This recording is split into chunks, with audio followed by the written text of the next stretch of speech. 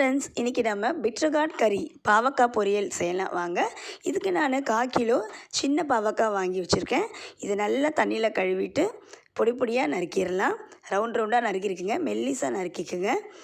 அப்புறமா 2 வெங்காயம், பெரிய வெங்காயம், 2 தக்காளி. இப்போது கடாயில் எண்ணெய் விட்டு எண்ணெய் சூடேறினதும் கடுகு, சீரகம், கடுகு பொரிஞ்சதும் சீரகம் போட்டுக்கலாம் 2 ஸ்பூன். அப்புறமா நம்ம நறுக்கி வச்ச 2 பெரிய வெங்காயம் நல்லா வதக்கிக்கணுங்க. இப்போ இது வதங்கும்போது நாம் பாவக்காயை சேர்த்துடலாம். பாவக்காய் கசப்புன்னு சொல்கிறாங்க, ஆனால் அது ரொம்ப உடம்புக்கு நல்லதுங்க. பாவக்காய் லோ கேலரி, நமக்கு வெயிட் லாஸ்க்கு ரொம்ப ஹெல்ப்ஃபுல்லாக இருக்கும். சுகர் லெவலை கண்ட்ரோல் பண்ணுங்க.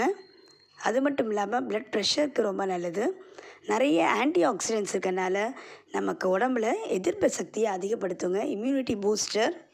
ஸோ கேன்சர் கூட வராத அளவுக்கு தடுக்கக்கூடிய சக்தி பாவக்காய்க்கு இருக்குது. அதனால் பாவக்காய் இந்த மாதிரி நீங்கள் செஞ்சு சாப்பிட்டிங்கன்னா உடம்புக்கு ரொம்பவே நல்லது. கசப்பு அவ்வளோவா தெரியாது. இந்த மாதிரி செய்யும்போது கண்டிப்பாக ட்ரை பண்ணுங்கள் வீட்டில். ஸோ பாவக்காவை முதல்ல நல்லா வதக்கின உடனே கூடவே நறுக்கின தக்காளியும் போட்டு ஒரு தடவை வதக்கிடணுங்க. வதக்கிட்டு தேவையான உப்பு, கல் உப்பு நான் சேர்த்துட்டு திருப்பியும் ஒரு தடவை வதக்கிட்டு இப்போது நம்ம தேவையான மிளகாய்த்தூள், ஸோ வெறும் மிளகாய்த்தூள் இல்லைங்க, மிளகாய் பொடி, அது கூட நான் தனியா பொடி சேர்த்து வச்சுருக்கேன். ஸோ அதை 2லேருந்து 3 ஸ்பூன் போட்டுக்கலாம்.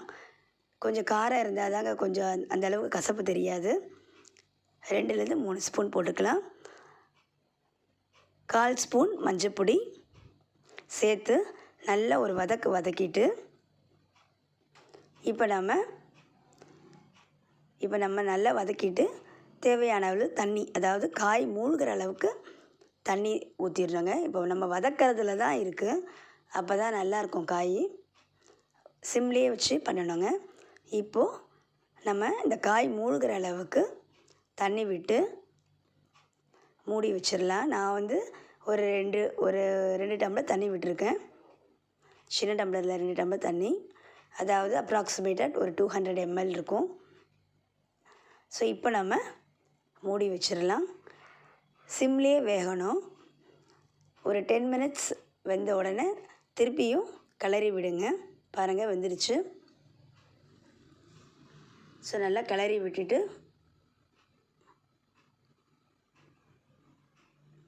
நல்லா கிளற பாருங்கள், சுருண்டு வந்துருச்சு. பாவக்காய் பொரியல் ready. Low calorie, high fibre இருக்குது இதில்.